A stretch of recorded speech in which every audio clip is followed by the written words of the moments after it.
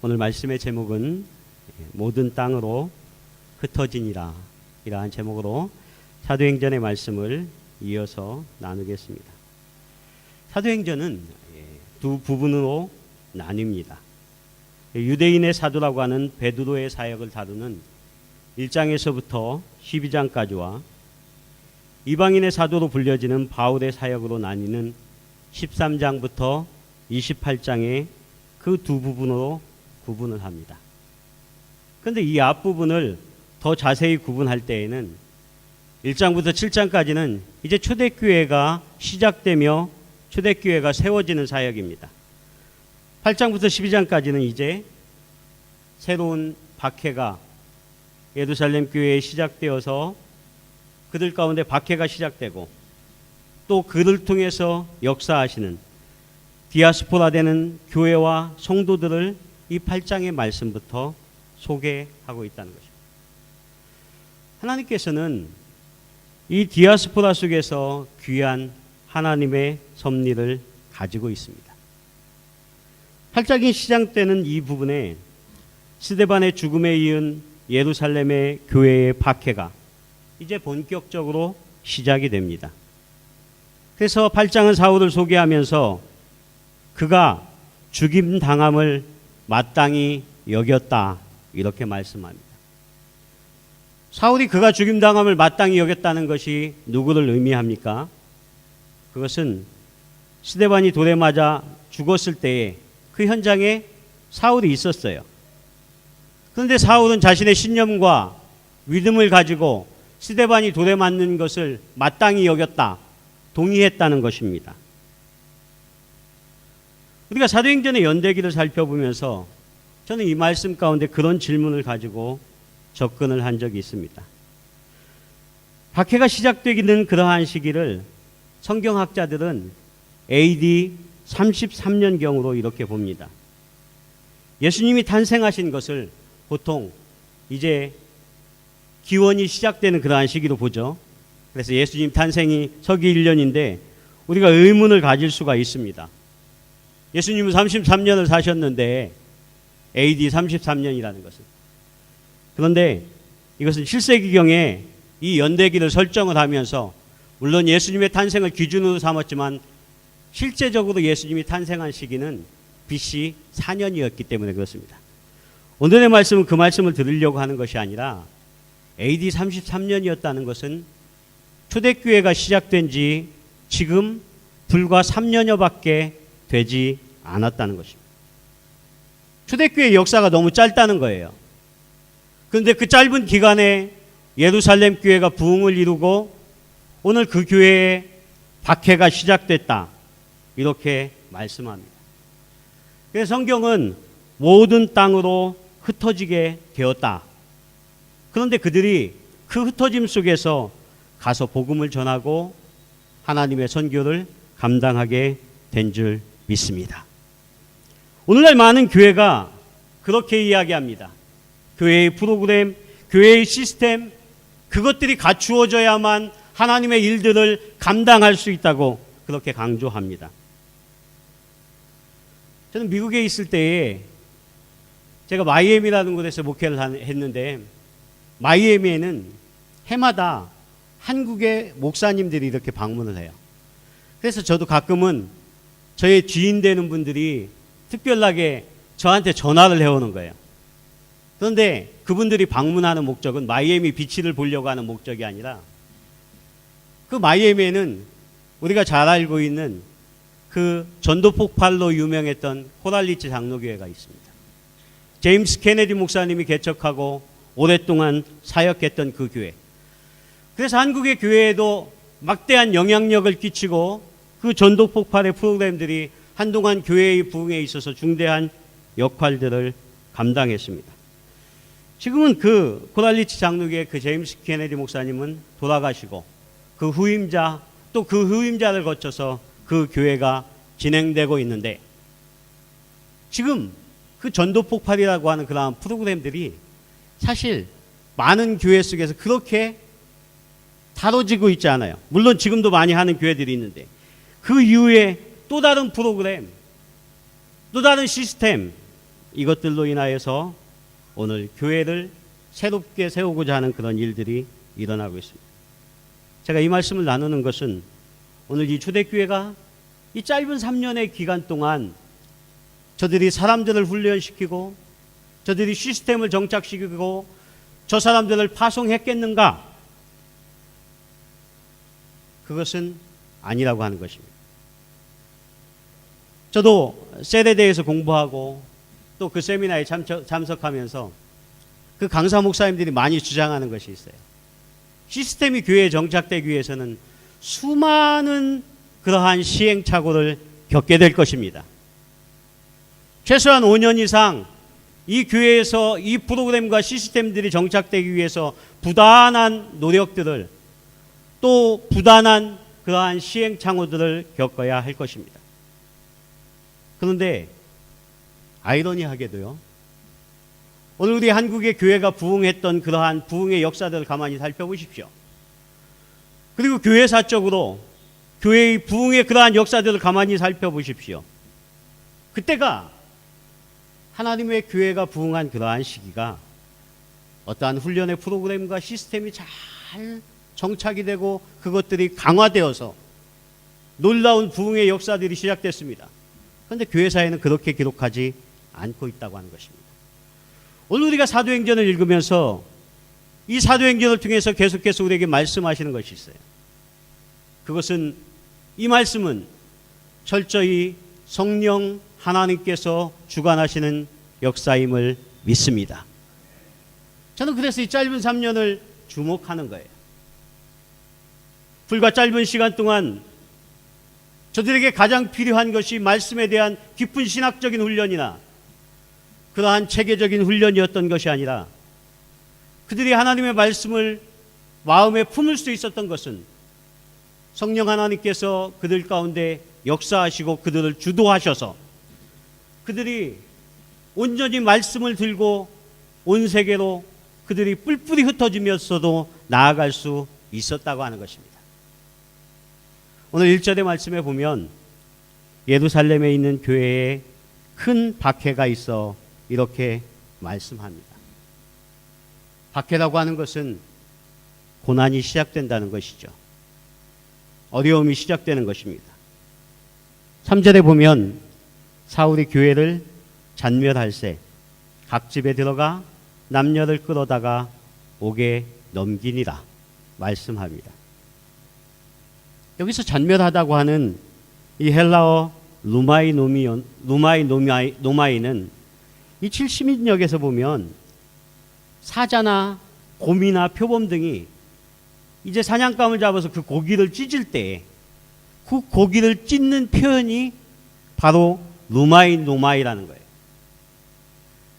오늘 잔멸하다고 하는 것은 오늘 예루살렘 교회에 있는 성도들을 집집마다 뒤지면서 그들을 박해하고 감옥에 넣기 시작했다 이렇게 말씀하는 것입니다.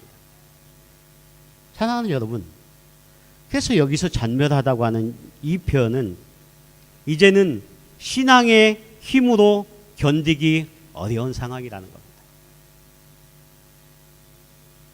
그들이 순교를 각오하거나 아니면 그 자리를 피해서 그들이 새로운 하나님의 인도하심과 신앙의 인도하심을 따라 그 박해를 따라 흩어졌어야만 한다고 하는 것입니다. 사실 사울을 소개하면서 오늘 그가 이 박해를 주도한 것으로 소개하고 있는데 우리는 생각할 수 있습니다. 그가 교회를 박해했던 사람들이 어떻게 초대교회의 지도자가 되어서 이방인의 사도로서 수많은 교회들을 세우고 선교사로서 목회자로서 이러한 사명을 감당할 수 있을까? 여러분 생각해 보십시오. 오늘날 교회의 지도자가 교회 안에서 가졌던 그러한 실수들이 결국 그것들을 만회하고 교회의 지도자로 선다고 하는 것, 오늘 우리가 상식적으로 생각하는 것은 쉽지 않습니다. 그런데 계속해서 말씀드리는 것은 우리가 이 사도행전 속에 하나님의 거룩한 섭리와 하나님의 간섭하심을 발견할 수 있어야 한다는 것입니다. 여러분 믿습니까? 사울은 설 수 없었어요. 그가 행하였던 초대교회의 행적들을 바라보면, 그러나 하나님께서는 그를 주도하셔서 그가 가지고 훈련받았던 그러한 모든 것들을 통해서 하나님의 교회를 세우시기를 원하는 하나님의 강력한 역사와 뜻이 계셨기 때문에 그 일들을 감당할 수 있었다고 하는 것입니다. 그래서 이 박해로부터 시작된 그러한 고난은 그들이 흩어지면서 디아스포라되면서 그들을 깊은 신앙의 단계로 인도한다고 하는 것입니다. 사랑하는 여러분, 오늘 우리가 박해받았어요. 아니, 우리가 삶 속에서 우리가 고난받았어요. 힘든 역경이 있습니다. 그러면 그것 때문에 우리의 신앙이 시험이 들거나 하나님으로부터 멀어질 거다 하는 것은 인간적인 생각이라는 거예요. 오늘 우리는 오히려 고난 속에서, 우리가 고통 속에서 더 깊은 신앙의 단계로 나아가게 될 줄 믿습니다. 교회의 역사가 그것을 말해주잖아요. 하나님의 거룩한 교회들이 세워질 때에는 수많은 장벽들을 물리치고 나아갔다는 것, 수많은 고난들을 물리치고 나아가며 하나님 앞에 섰다고 하는 것, 그것을 말합니다. 오늘날 현대인들은 우리의 신앙생활을 가리켜서 우리가 적당히 하는 것을 선호합니다. 그렇지요? 적당히 신앙생활해. 적당히 헌신하는 것도 해. 우리의 주변의 사람들은 그렇게 많이 이야기합니다. 적당히 믿어. 그런데 오늘 예수 그리스도께서는 우리에게 요구하시는 것이, 오늘 우리가 하나님 앞에 나아가는 것이 우리가 차든지 덥든지 하나님 앞에 열정을 갖고 나아가기를 원하신다고 하는 것입니다. 그래서 하나님을 위한 신앙의 길에서 우리가 지금 고난받는 것과 우리가 눈물 흘리는 것이 없이는 우리는 깊은 신앙의 단계로 갈 수 없다고 하는 것입니다. 그래서 우리 하나님은 우리를 루마이 노마이, 잔멸하고 초대교회의 성도들 찾아서 그들을 흩으시는 것은, 그들을 찢으시는 것은 그를 통해서 하나님의 역사를 이루심을 믿습니다. 그래서 이 찢김의 단계를 거쳐서 하나님 앞에 나아가는 거예요. 그래서 이 핍박의 주체였던 사도 바울도 디모데전서 1장 12절에 보면 그렇게 고백합니다. 나를 능하게 하신 그리스도 예수 우리 주께 내가 감사함은 나를 충성되이 여겨 내게 직분을 맡기심이니 내가 전에는 비방자요 박해자요 폭행자였으나 도리어 긍휼을 입은 것은 내가 믿지 아니할 때에 알지 못하고 행하였습니다. 사도 바울은 자신이 비방자고 박해자고 폭행자였다고 그렇게 고백합니다. 그럼에도 나를 충성되이 여기셔서 하나님은 나를 사용하셨다, 이렇게 고백하는 줄 믿습니다. 사랑하는 여러분, 오늘 우리가 신앙의 길에서 하나님 앞에 나아가는 길에 우리에게는 이러한 단호한 결단과 순종이 있어야 할 줄 믿습니다. 우리의 신앙의 길에서 하나님께서 우리를 이끌고 인도하실 때에 악한 세력과 사탄은 늘 우리가 하나님 앞에 나아가는 것을 방해합니다. 또한 수많은 장벽들이 우리 앞에 쳐집니다. 그런데 그러할 때에 우리가 적당한 모습으로 타협하는 것이 아니라 그 속에서 우리에게 단호한 신앙의 결단이 필요하다고 하는 것입니다. 그런데 오늘날 현대인들은 마치 신앙이 적당한 모습 속에 살아가는 것, 편안한 모습 속에 안주하는 것, 그렇게 신앙생활하는 것이 좋은 방법인 것처럼 우리에게 이야기한다는 것입니다. 저는 그래서 오늘 우리가 하나님의 말씀과 그 앞에 나아갈 때에 내가 하나님 앞에 단호함으로 결정하고 결단하고 나아가는 믿음이 필요하다는 겁니다. 요즘이 휴가 시즌이라 저도 한국에 다녀왔는데 한국에 가서 저희 자녀들을 만났어요. 둘 다 대학생인데 저는 아이들을 보면 때로 그런 생각이 듭니다. 제가 떨어져 있으면서 또 아이들에게 제가 그 원하는 것들을 제대로 해주지 못했던 것, 또 잘 도와주지 못했던 것. 근데 이번에는 저희 아이가 한 아이가 부산에 가 있는 바람에 부산에 가서 저희 가족이 4명이 오랜만에 함께 이렇게 회동을 하게 됐어요. 만나게 됐어요. 그래서 여러 가지 그런 이야기를 하면서 잠깐 시간을 내서 만나는데, 저희 작은 아이 딸아이가 지금 부산에서 그 대학교에서 진행되는 그 프로그램 속에 이제 아이들 영어를 지도하는 그러한 것에 지원을 해가지고 거기에서 영어를 가르치는 것을 해요. 그런데 그것이 이제 방학 중에 자기에게는 어떤 경제적인 것도 이렇게 얻으려고 하는 그러한 목적도 있고, 자기의 경험도 쌓는 것도 그런 목적이 있습니다.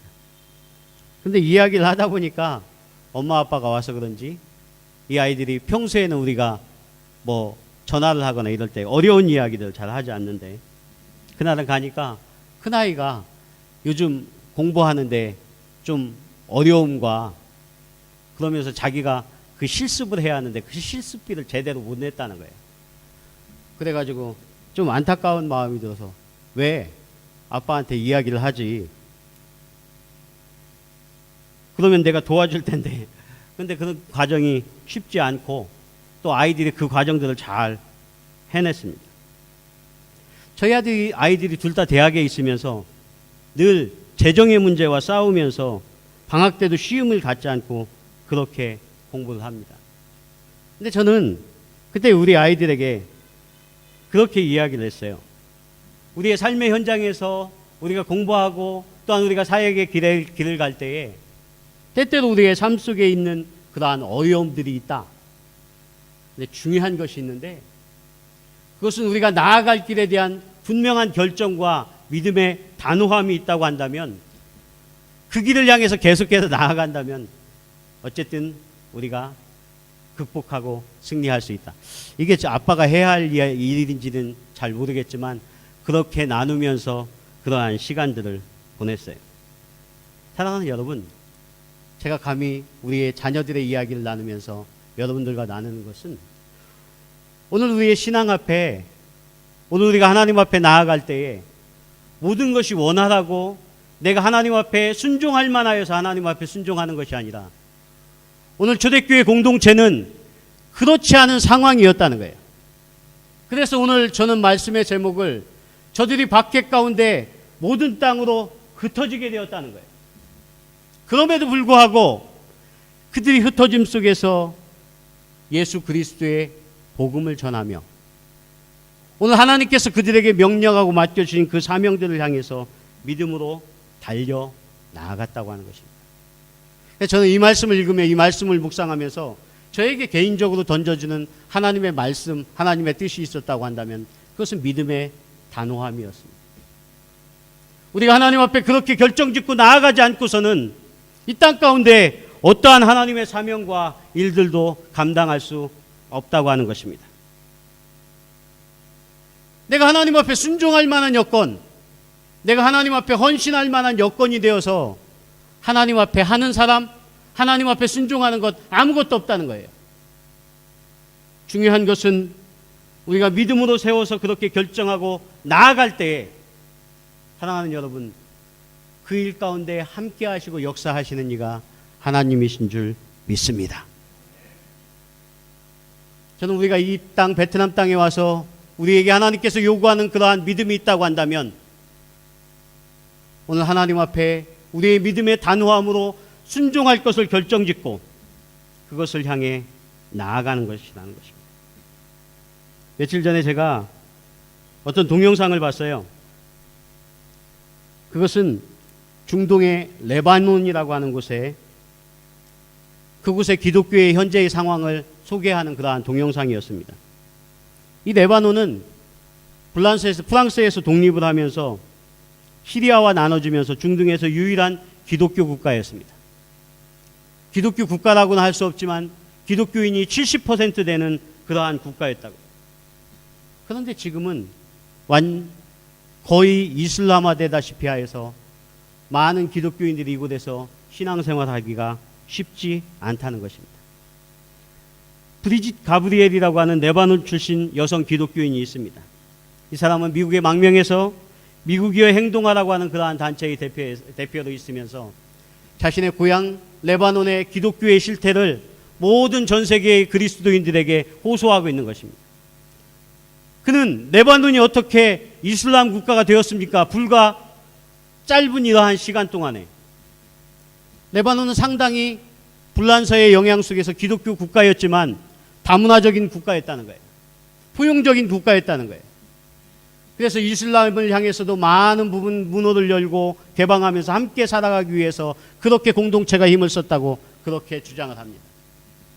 그런데 불과 얼마 시간이 가지 않아서 이슬람들은 많은 사람들을 낳게 되고 기독교인들은 한두 사람밖에 낳게 되지 않게 되자 결국 그 현상들이 역전되면서 이 이슬람들이 무기를 들기 시작했고 그들이 기독교인들을 향해서 폭탄을 던지고 그들이 예배당에서 예배를 드리는 곳에 총을 쏘고 폭탄을 터뜨리는 우리가 잘 알고 있는 이러한 현상들이 벌어졌다고 하는 것입니다. 그러면서 우리가 믿음으로써 단호하게 서야 할 그러한 부분들에 대해서 애매모호한 태도들을 취하게 될 때에 우리는 하나님 앞에 아무것도 할 수 없다고 하는 것을 강조하면서 그러한 동영상을 보여주는 것을 제가 굉장히 의미 있게 그것들을 바라보게 되었습니다. 사랑하는 성도 여러분, 오늘 우리에게 신앙의 분명한 단호함, 믿음의 결정, 적당한 신앙생활이 우리에게 있을 수 없다고 하는 겁니다. 오늘 2절의 말씀에 보면 이렇게 말씀하고 있어요. 경건한 사람들이 스데반을 장사하고 위하여 크게 울더라. 앞서서 7장에 보면 스데반이 돌에 맞아 순교하게 되는 그 장면이 나오죠. 그러면서 3절에 이어서 그들이 모든 땅으로 흩어지게 되었다. 이렇게 말씀합니다. 그런데 왜? 누가는 이 말씀을 기록하면서 이 사도행전에 왜 경건한 사람들이 스데반을 장사하고 위하여 크게 울었다. 이렇게 말씀하고 있습니다. 그것은 이 말씀의 사안이 우리에게 엄중하다는 거예요. 우리에게 소중하다는 거예요. 긴박감을 가지고 이 말씀을 들어야 한다는 거예요. 원래 레위기의 말씀에 보면 돌로 쳐 죽이는 그러한 죄를 저지른 것은 아주 극악한 죄에 해당될 때였습니다. 하나님 앞에 불경하는 그러한 죄에 있을 때에 사람들이 그들을 돌로 쳐 죽이는 것입니다. 그런데 그 돌로 쳐 죽임을 당한 사람을 장사하는데 아무도 접근하지 않습니다. 왜냐하면 그 사람과 똑같은 사람으로 역임을 받을까 봐. 그래서 오늘 2절의 말씀에는 그렇게 말씀하는 거예요. 경건한 사람들이 스데반을 장사하고 위하여 크게 울더라. 그들이 숨죽여 울지 아니하고 크게 울었다고 하는 것은 두 가지입니다. 저들에게는 믿음의 확신이 있었다는 거예요. 또 하나는 이 상황을 두려워하지 않았다고 하는 것입니다. 그래서 그들은 흩어지면서도 영향력 있는 그러한 인물들로 남을 수 있었다고 하는 것입니다. 유대인들에게 있어서 이 경건의 표현은 다른 것입니다. 경건한 유대인이라고 할 때 이 형용사 율라베이스는 우리가 2장에 보았을 때도 예루살렘에 디아스포라된 유대인들에게 사용되어졌고 다메섹의 아나니아에게도 이 경건한 유대인이라고 하는 이 말들을 사용했습니다. 이것은 하나님을 만났던, 하나님을 인격적으로 만났던 그 만남에 대한 확신이 분명하여서 복음의 진리 앞에서 어떠한 상황 속에서도 흔들리지 않는 그러한 믿음으로 굳건히 섰던 그러한 사람들을 향해서 경건한 유대인 이렇게 표현했다고 하는 것입니다. 사랑하는 여러분, 여러분들이 이러한 믿음의 사람으로 분명하게 설 수 있기를 축원합니다. 4절에 보면 그래서 그 흩어진 사람들이 두루 다니며 복음의 말씀을 전할 때, 이 말씀을 잘 들어보십시오. 그 흩어진 사람들 중에는 그들이 다 복음의 박해 때문에 흩어진 것이 아닙니다. 초기 성서학자들에 의하면 이제 예루살렘에 박해가 시작됐어요. 사람들이 죽기를 시작합니다.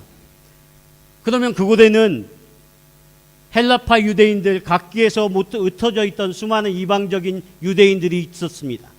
그들이 함께 그 박해 속에서 사방으로 도망가는 거예요. 지금 유럽의 난민들을 생각하면 돼요. 시리아에서 전쟁이 있으니까 그들이 뿔뿔이 흩어져서 사방으로 나아가는 겁니다. 그런데 그들이 흩어졌다고 해서 어디에 가서나 복음을 전했다? 그들이 아니라는 거예요.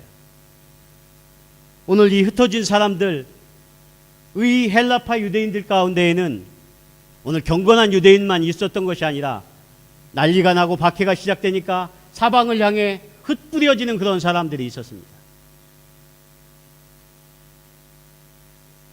오늘 우리의 교회를 디아스포라 교회 이렇게 이야기합니다. 우리가 디아스포라 교회라고 이야기하는 것은 이곳에 모인 모든 성도들이 또 이 베트남 땅에 나오는 모든 디아스포라 된 우리 한민족이 다 믿음 가운데 하나님의 부르심을 받아서 왔다는 이야기는 아니라는 거예요. 우리가 우리 교회를 디아스포라 교회 또 선교지 교회 이렇게 이야기하잖아요. 그것은 오늘 우리 가운데에서도 하나님께서 하나님의 역사를 세워나가시는 것은 하나님이 많은 사람들을 통해서 이 일을 하고자 하는 것이 아니라 오늘 경건하여 하나님을 만났고 믿음의 단호함이 있어서 그 믿음의 결정대로 순종하는 사람들을 통해서 이 땅 베트남에 하나님의 역사를 세워가는 줄 믿습니다. 목사님들이 모이면 그런 이야기 합니다. 지난번에도 소개했지만 이 호치민에 8만에서 10만 가까운 한국 사람들이 있는데 교회에서 이 주일날 예배 드리는 사람은 3%밖에 되지 않을 것이라고, 2,000명밖에 되지 않을 것이라고 그렇게 이야기를 합니다. 많아야 3,000명이 안 될 거라고 합니다. 많은 사람이 흩어져 있다고 해서 이 땅 가운데 다 하나님의 일들을 감당하는 것이 아니라는 거예요. 중요한 것은 디아스포라 되고 또 선교주에 우리가 부름을 받았던 그 사명자들과 믿음으로 단호하였던 그 사람들이 어디에서도 관심을 갖고 있는 것, 그것은 예수 그리스도의 복음이 전파되어져야 하며 그 말씀을 향해서 자신의 삶을 걸고 헌신하는 그러한 사람들이 많아져만 갈 때에 하나님의 역사는 세워지게 됨을 믿습니다. 그래서 오늘 이들이 흩어지며 오늘 빌립이라고 하는 이 초대교회 7집사를 소개합니다. 흩어진 사람들이 복음을 전했다고 하는 거예요. 그런데 그의 한 예로서, 흩어진 사람 중에 한 예로서 사마리아 성에 내려간 빌립이 백성에게 복음을 전파하는 것입니다. 이 흩어진 사람은 사도의 그룹이 아니었습니다. 평신도 그룹이었고 평범한 신앙인이었어요. 1절에 보면 사도 외에는 다 유대와 사마리아와 모든 땅으로 흩어지니라 이렇게 말씀하고 있습니다. 우리가 잘 알고 있듯이 성경의 사마리아는 북이스라엘의 수도입니다. 예루살렘과는 약 70km 정도 떨어져 있어요. 여기서 사마리아는 이 지역을 말하는 것이 아니에요. 유대인들에게 이 사마리아라고 하는 그러한 의미는 그들이 늘 반목하며 또 멸시했던 그러한 이방적인 그러한 사마리아 사람, 그들이 때때로는 짐승처럼 개처럼 표현했던 그러한 사람들, 그래서 그들을 향해 나아가는 사람들을 가리키는 거예요. 그래서 그들을 향해서 복음을 전했다.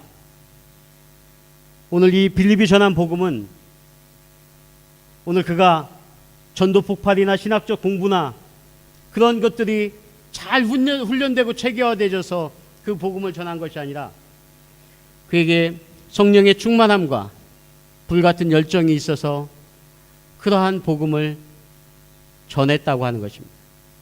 그래서 이 빌립을 소개하고 있는 것은 오늘 그가 특별한 사람이었기 때문에 이 빌립을 소개하고 있는 것이 아니라는 겁니다. 흩어진 사람은 성령에 충만한 평범한 하나님의 사람들이었습니다. 그런데 그 중에 하나가 빌립입니다. 여러분, 이 말씀이 동의가 되십니까? 빌립은 오늘 이 말씀 속에 흩어진 사람들 중에 평범한 한 사람이었다는 거예요. 이 말씀은 오늘 우리에게 하나님께서 우리의 생각과 우리의 계획에도 없는 어떠한 곳으로 우리를 인도하셨는데, 그것이 우리의 베트남일 수도 있습니다. 그런데 그 속에 흩어져서 우리가 나와왔을 때 하나님은 그 평범한 사람들을 통해서 하나님의 역사를 이루었습니다. 그런데 그들이 다른 것이 있었죠. 그것은 그들이 오순절 마가의 다락방에 임하셨던 성령의 충만함이 그들 가운데 있었다고 하는 것입니다. 사랑하는 여러분, 오늘 박해 받고 또 그 박해를 피해 나간 그러한 사람들은 이 땅에 복음을 전하는 그러한 선교사님들처럼 어떠한 후원교회나 파송을 받아서 복음을 위해 나아간 사람이 아니라는 사실입니다. 그렇지만 그들은 어디에 있든지 간에 흩어져 있어도 예수 그리스도에 대해서 관심을 갖고 있었고 그 복음에 대해서 관심을 갖고 있었다는 사실이에요. 내가 만난 예수 그리스도를 전했다는 거예요. 그래서 6절에 보면 빌립의 말도 듣고 행하는 표적도 보고 한 마음으로 그가 하는 말을 따르더라. 여러분 7절을 보십시오. 귀신들이 소리를 지르며 나가고 또 많은 중풍병자와 못 걷는 사람이 나으니 그 성에 큰 기쁨이 있더라. 이렇게 말씀합니다. 오늘 빌립이 말씀하고 그 말씀을 전하는 것을 보고 사람들이 듣고 아멘하며 따랐습니다. 그랬더니 그곳에 표적이 있었다는 거예요. 그곳에 역사가 있었다는 겁니다. 초대교회 공동체도 마찬가지였잖아요. 성령 하나님이 행하시는 역사가 있을 때에, 그러한 기적이 있을 때에 하나님의 역사들이 이루어졌습니다. 오늘 우리는 하나님의 교회를 세워나가는데 수많은 우리의 대적들이 있습니다.